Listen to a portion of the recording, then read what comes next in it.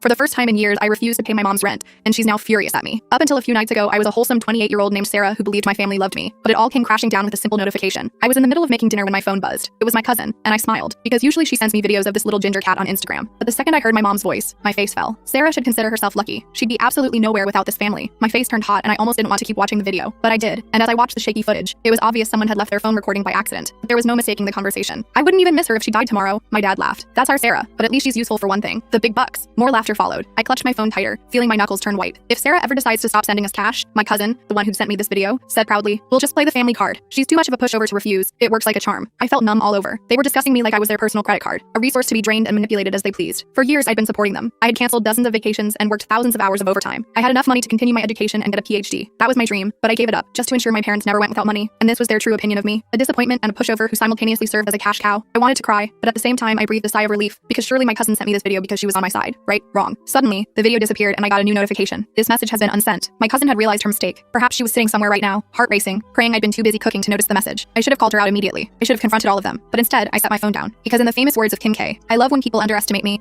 and then become pleasantly surprised. Except, their surprise wouldn't be so pleasant. At first, I curled up into a ball and stared at the white wall for a few hours. Their words echoed, Sarah should consider herself lucky. Complete disappointment. Too much of a pushover to refuse. And the worst part? They were right. I absolutely had been a pushover. I let myself believe that my dad's temporary cash flow problem somehow lasted 5 years, that he would actually start looking for a job soon. And so, it resulted in me paying his mortgage for all 5 of those years. My brother's college expenses, which he abandoned after 2 semesters, leaving me with the debt. My mom's constant emergencies that mysteriously aligned with my paydays. I'd always done it without question because that's what family does, right? But that single video destroyed every illusion I'd carefully constructed to make myself feel better about being used. And now I had the upper hand because they thought they'd gotten away with it. And their next payment was due in a few days. But this time, things would be different. The following morning, everything felt off. It was as if I'd been living in a hazy dream and had suddenly woken up to reality. My phone buzzed with a text from my mom. "Morning, honey. Just checking in. Hope you're well." I stared at her message. Too normal. She never texted just to check in. Had I really never noticed this pattern before? Sure enough, minutes later, "Oh, by the way, rent's due soon. Can you transfer it by Thursday? Love you, BTW." There it was. The familiar pattern, but I wasn't playing along anymore. The love you at the end felt especially hollow now. Just another manipulation tactic. Muscle memory kicked in, and I started to type my usual, of course, or no problem response. Maybe even apologize for taking too long, but instead, I deleted everything and simply replied, "I can't this month." I set my phone down and waited, heart pounding in my chest. 4 simple words that I'd never dared to say before. 1 minute passed, then 2 more. "What do you mean you can't?" I could sense her frustration through the screen. I'd never refused before, not once in all these years. I didn't respond right away. I savored my coffee, letting her stew in uncertainty. More messages came flooding in. "Sarah, this is serious. We're counting on you. You know we don't have other options right now." Then my cousin chimed in. "Hey girl, your mom's freaking out. Everything okay?" I nearly laughed. "Is everything okay?" Everything was perfect, because I decided I deserved to take my life back. I took a deep breath and replied, "I have some unexpected expenses this month. Can't send anything," followed by a shrug emoji. No lengthy explanation, no apology. The silence that followed told me everything I needed to know. For the first time in years, I'd said no, and they didn't know how to respond. My mom was obviously struggling to find the perfect manipulation tactic, but I for one wasn't having that problem. I knew exactly how I was going to get her. I knew all I had to do was play the long game. I don't have time to finish the story in this short video, but it gets intense. Click the link or go to my channel to watch it.